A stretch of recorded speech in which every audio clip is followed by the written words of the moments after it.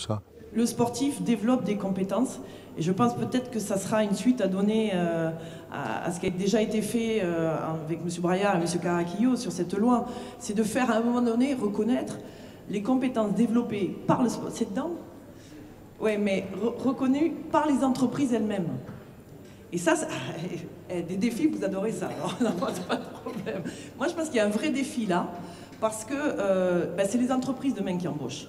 Il faut que ça soit l'entreprise qui reconnaisse que quand on est un sportif de haut niveau, on est meneur de jeu, on est capitaine, on a développé certaines choses, on a fait un sport collectif, donc on a une capacité à faire du travail en équipe, on a une abnégation. Je pense que c'est un peu l'avenir de notre sport, c'est de faire reconnaître que le sportif en lui-même développe des valeurs, des compétences qui doivent pouvoir être reconnues par le monde de l'entreprise.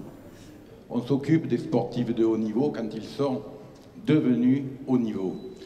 Et tout ce qu'il y a avant, il me semble que tous ces jeunes talentueux à qui on vend du rêve, parce qu'on leur vend du rêve, c'est là qu'il faut s'en occuper, c'est là qu'il faut vendre et correctement cette alternance entre études et le sport. Et ça, je pense que c'est fait en partie, mais très souvent mal fait. Et il y a à la sortie beaucoup de déçus.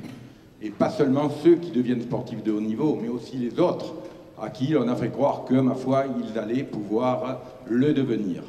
Après, on leur propose des formations très souvent dans les fédérations qui sont des formations au rabais, à savoir qu'on ne leur demande pas de choisir, on leur demande simplement de prendre ce qu'il y a. Et en général, ce sont des diplômes qui sont très près du sport. C'est une vie de rêve.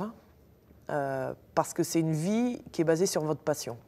Et j'imagine qu'un violoniste de très haut niveau doit vivre certainement les mêmes choses, quand en plus il peut en vivre correctement. Là où c'est plus compliqué, c'est ceux qui galèrent pour leur passion. Et ceux-là, c'est les vrais grands sportifs de haut niveau.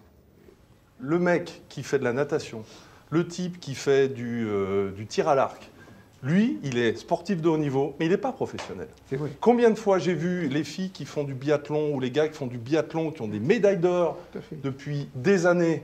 Je suis admiratif de ces mecs-là. Ils s'entraînent aussi dur, voire plus dur, que tous les sportifs les mieux payés, y compris les footballeurs. Je l'ai vécu en 86, on était en stage à Font-Romeu avec l'équipe de foot de Platini, Giresse et compagnie. On s'entraînait beaucoup plus qu'eux. Parce que je ne suis même pas sûr qu'ils s'entraînaient. Nous, on préparait la Coupe du Monde, le championnat du monde, ils préparaient la Coupe du Monde.